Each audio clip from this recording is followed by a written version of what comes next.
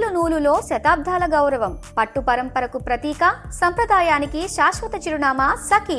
నమస్తే రమగారు. నమస్తే జయ. రమగారు, ఉదయం లేచిన దగ్గర నుంచి రాత్రి పడుకునే వరకు చాలా యాక్టివ్గా ఉండాలి. మన పనులన్నీ చకచక చేసేసుకోవాలి. చాలా పాజిటివ్ మైండ్ సెట్తో ఉండాలి. ఏం చేయాలి? యాక్టివ్గా ఉండాలి. నాకు క్వశ్చనే ఆన్సరా?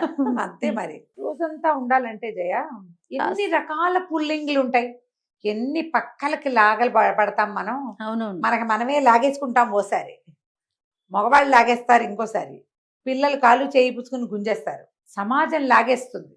పెద్ద సమాజం అయిపోయింది కదా. సమాజాలు పెద్దవి. ఇందులో ఫోన్లు వస్తాయి, మెసేజ్లు వస్తాయి, ఎక్కడి నుంచో కబుర్లు వస్తాయి, రకరకాల. వాళ్ళకి యాక్సిడెంట్, వీళ్ళకి ప్రమాదం, వీళ్ళకి జ్వరం, వాళ్ళకి అదేమిటో, వాడెవడో పని చేసేస్తాడు మన బదులంటే వాడు చేయడు.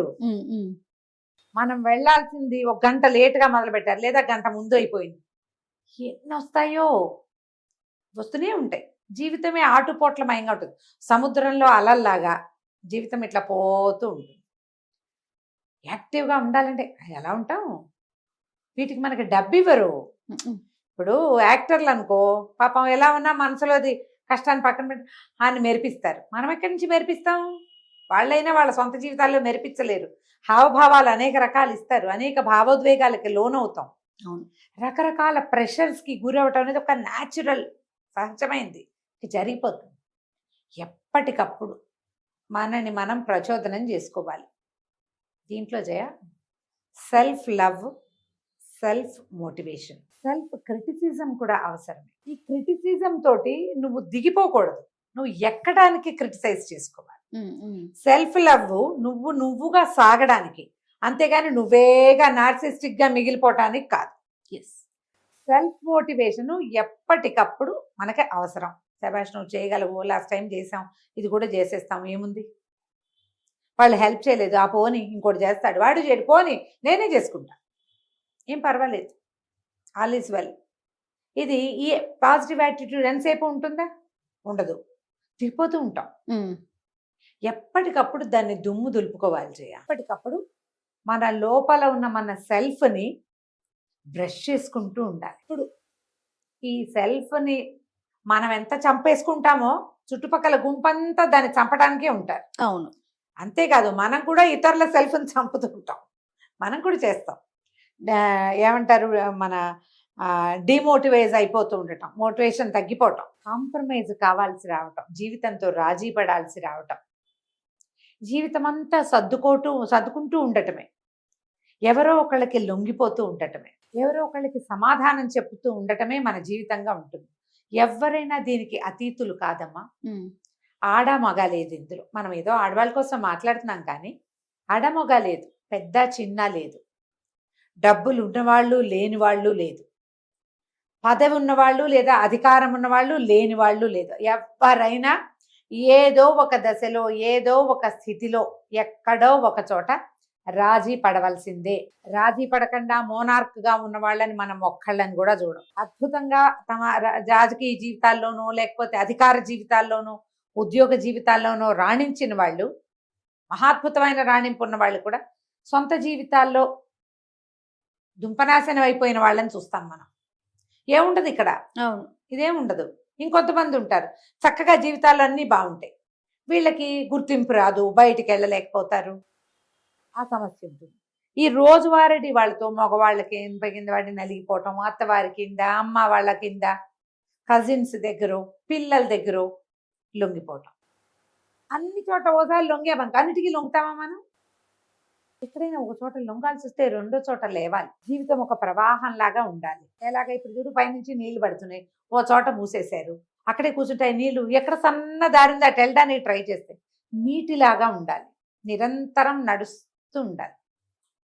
ఎప్పుడో ఎండిపోతుంది అనుకో, పోతాంగా మనం. ఎలాగో ఎలకాలం మన కథ నడవదు కదా. ఈ నడిచేటప్పుడు ఇలాంటి సమస్య వస్తూనే ఉంటుంది మనకి. మనని మనం తోముకోవాలి. దీనికి ఉపయోగపడేవే మెడిటేషన్, ధ్యానము లాంటివి. గట్టిగా గాలి తీసుకోవటం, 10 అంకెల దాకా లెక్క పెట్టడం. ఏ సమస్య వల్ల మనం ఇక్కడ ఆగిపోయామో దాన్ని ఒక్కసారి అసెస్ చేసుకోవటం. కొంతమంది అరుస్తారు, పోట్లాడతారు, గొడవ చేస్తారు, కొంతమంది ఏడుస్తారు, కొంతమంది కుంగి కునారిల్లిపోయి ఏమీ చేయకుండా డిప్రెషన్లోకి వెళ్ళిపోతారు. ఈ 3 దశలు దాటాలి, మనం పని చేయాలి, అభివృద్ధి మార్గంలో ప్రగతి పదంలో పయనించాలి. అంటే నువ్వు కూర్చుంటే కుదరదు, కుంగిపోతే కుదరదు, డిప్రెస్డ్గా అయిపోతే కుదరదు, అరిచికేకలు పెట్టి ఇక్కడే నుంచుంటే కుదరదు, ముందుకెళ్ళాలిగా. అవును.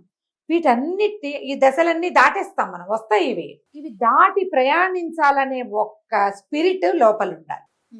దీనికి మీకు లోపలికి ప్రయాణించడం ఉపయోగపడుతుంది. దీని మీద ఆలోచించండి. అరిచి కేకలు పెడుతుంటే నోటికి 100 మాటలు వస్తాయి జయ. అవునండి. ముందు ప్రశ్నలు వస్తాయి, తర్వాత తిట్లు శాపనార్థాలు వస్తాయి, చివరి అంతిమ లక్ష్యం బూతులు కూడా కావచ్చు. అబ్యూజివ్గా అయిపోతాం, అవును. పిచ్చి భాష వచ్చేస్తుంది. ఇప్పుడు తర్వాత జరిగిన విషయాన్ని వదిలేసి నువ్వు మాట్లాడిన మాటల మీద చర్చ మొదలవుతుంది. అవును. విషయం ఆగిపోయిన విషయం పోయిందిగా మ్యాటర్ కదా. ఇలా చేయబోకండి. భర్తలతో పోరాడేటప్పుడు కూడా అంతే. అమావాస్య నాడు అట్టేసావా, పున్నన్నాడు పప్పేసావా, మీ అమ్మ అలాగే అంది, మీ చెల్లి ఇలాంటిది, ఇవి మాట్లాడకూడదమ్మా. ఏదైనా ఉద్రేకం రాగానే మీరు సరైన వాళ్ళు కాదని అవతల వాళ్ళకి చెప్పకూడదు. పర్టికులర్ మ్యాటర్ మీద మాట్లాడాలి. మ్యాటర్ వదిలేసి వేరే మాటలకు వెళ్తే నీ మాటలు ఉండిపోతే మ్యాటర్ పోతుంది. ఇలా ఎన్నిసార్లు చేసుంటాం ఆలోచించుకోండి, ఆలోచించండి. ప్రతి వాళ్ళు డజన్లు ఉంటాయి ప్రతి వాళ్ళకి. భర్తలతోటి కూడా మనం అంతే. పిల్లల దగ్గర ఏదో వాళ్ళు ఒక్క పని చేయలేదని మొదలుపెట్టి, చిన్న విషయం దగ్గర మొదలుపెట్టి ఏవేవో మాట్లాడి చివరికి వాళ్ళు చీ అని వెళ్ళిపోయేలాగా చేస్తాం.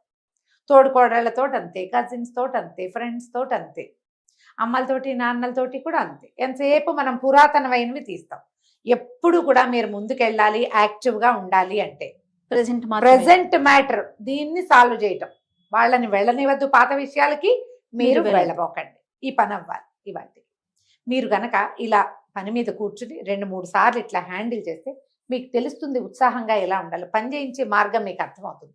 ఎప్పుడైతే మీరు అనుకున్నది అవుతుందో ఉత్సాహం మీ సొంతం అవుతుంది.